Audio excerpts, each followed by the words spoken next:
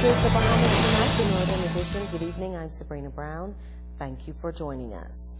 It was once a hot spot in the early days of Freeport. That prime property located on the Mall Drive of Freeport was purchased by the government 2 years ago at a cost of $1.9 million. But since then, it has been vandalized and has become an eyesore and an environmental health hazard to the surrounding residential community and business houses. But things are changing. This morning, heavy equipment moved in on the site a week ahead of schedule. Megan Shepard has the story. It has been an eyesore in the downtown Freeport area for many years, and finally on Monday morning, work crews were brought in to begin demolition work at the old Freeport Inn. It was announced on Friday that work on the Freeport Inn would begin on September 15th, but thanks to permits being issued earlier than expected, work was able to begin 1 week ahead of schedule. General Manager at Sanitation Services Luke Carroll says safety is a major concern. Inspections were carried out prior to work crews moving, and now the process can be carried out. It's going to take about 6 weeks to do 6 weeks at least. That will include all the hauling out, because the hauling is what really takes a long time. 10, 12 days or so we should have the buildings down. And then the crushing of the material and hauling out is what's going to take the bulk of the time. Now, it was also announced that 2 buildings will remain on the premises in the hands of the Public Hospitals Authority. Carroll says they will also try to save many of the plants on the property. We're going to save all of it if we can. We're going to relocate some of the trees, shrubs to areas so that they can be used in the future. The pool and concrete area, the pool is going to be filled in, the concrete area is going to be left, and the building back here, these 2 buildings back here, they're going to be left. Just the 4 big structures, large structures, they're going to come down, and the entrance and the small building over here. Officers from Urban Renewal and the Police Traffic Division were present at Monday morning's demolition and will be present throughout the process. Assistant Superintendent Kenwood Taylor says that once the buildings have been demolished, the goal is to transport the debris to the city's dump without injury to the general public. He's advising all motorists and residents to move about the area with extreme caution. We cannot overly emphasize the importance of residents to remain and to not come on the property while the demolition is in process, and to remain from this particular area. It's a very dangerous site. As you can see, there's a lot of glass in the building, and so we want to encourage residents, members of the public, to stay clear of this particular area. It's not an implosion. We're not using any type of explosive. They're going to be using one of those very large excavators, and so it's no need to cordon off the streets, but we're going to have traffic officers posted in this area. The demolition process and cleanup of the site is expected to be completed within the next 2 weeks. Megan Shepard, ZNS Network News. Abaco police are investigating a boating accident that has left 1 man in hospital with serious injuries. According to reports, around 10 o'clock last night, a 35-foot container vessel exploded some 6 miles southeast of Walker's Key in the Abacos. 5 people were on board, and 1 of them sustained second-degree burns about the body. He was transported to the Grand Key Clinic and then to Grand Bahama for further medical attention. In other news, newly elected members of the West Grand Bahama Local Government Council meeting in a weekend conclave. Island Administrator Alexander Williams defining the role of local government and says it is for local government to move away from the fix, cleanup, and repair routine. He says local government is the holistic developmental process of the local people who have elected leaders to serve their communities. We're used to having clean parks and grounds, and the people are ignorant and they do not adhere to some basic principles, and they're not living and contributing to the community. It must be a process through participatory involvement of the people, drawing from the resources, local, national, and international. We've got to now start to open our wings, because we're too closed in.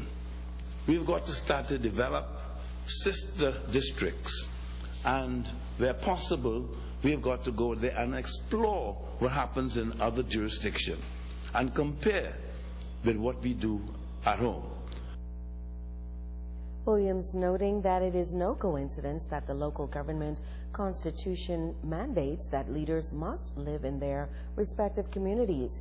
He says it is the pillar of strength for democracy, and it is clear that local government is best and more responsive because democracy is deepened through participatory governance.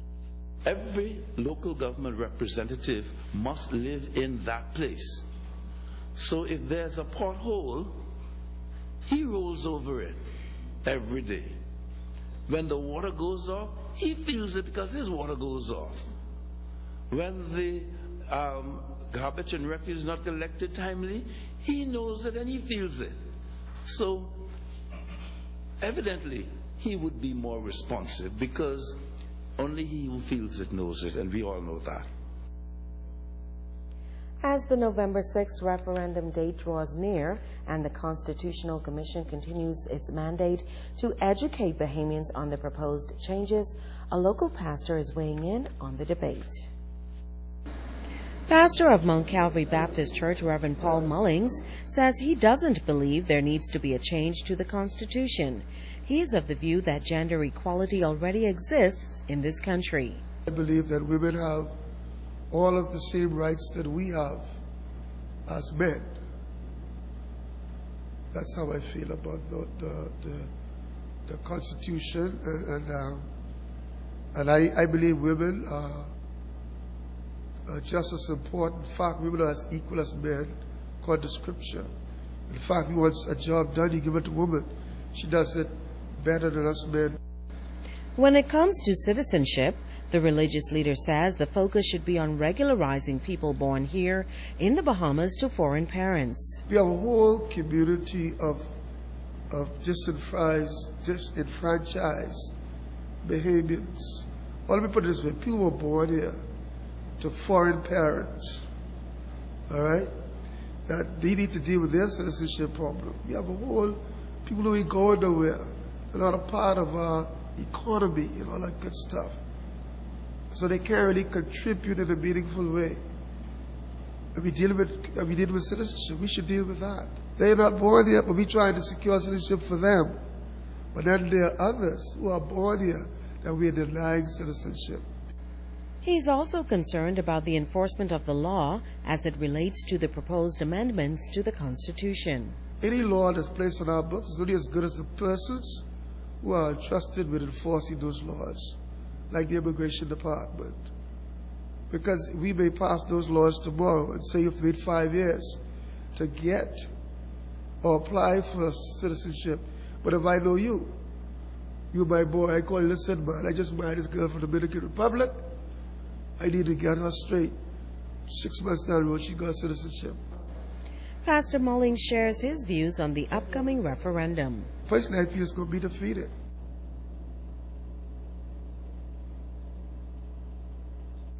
The 8 Mile Rock High School is still mourning the loss of educator Nancy Seymour. During the school's regular assembly this morning, the Deputy Director of Education took the time out to recognize Seymour for her invaluable contributions to the education system. Shishina Roll was there. And so, Nancy, yes, I registered you with the Ministry of Education 9 years ago. But today, your name is registered on the Lamb's Book of Life. Deputy Director of Education Sandra Edgecombe visited the 8 Mile Rock High School and paid tribute to educator Nancy Seymour, who passed away on Friday. She told teachers, faculty, and students about the first time she met Seymour, who was once the principal of Freeport Gospel Chapel. I remember interviewing her. She came in with a smile. She said to me, "Wherever you send me, I will go." I don't always hear that from teachers. I always hear, "I can't get there. I don't have a car. It's too far."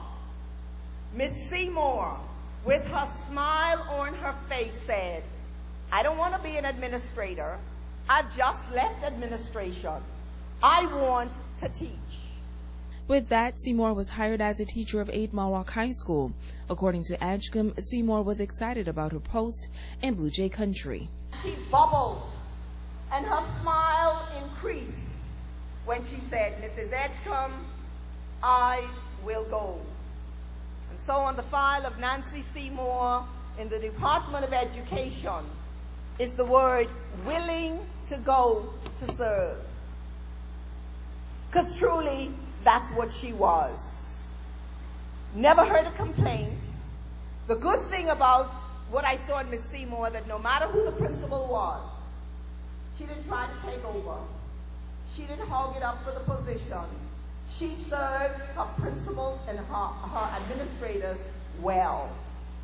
Described as helpful, considerate, and one who always went above and beyond, Edgecombe says Seymour's presence will surely be missed. All of those students who passed through the classrooms of Nancy Seymour, your lives are richer for it, and you are better off. Because I know she did not just teach you the business of business, but she taught you how to live. Because she was a godly woman. She was a God-fearing woman. She loved the Lord. And because she loved the Lord, she loved you. Teachers, faculty, and staff at Blue Jay Country agree. Till we reach that promised land, and we walk hand in hand, may He give you strength to stand till we meet again, till we meet again.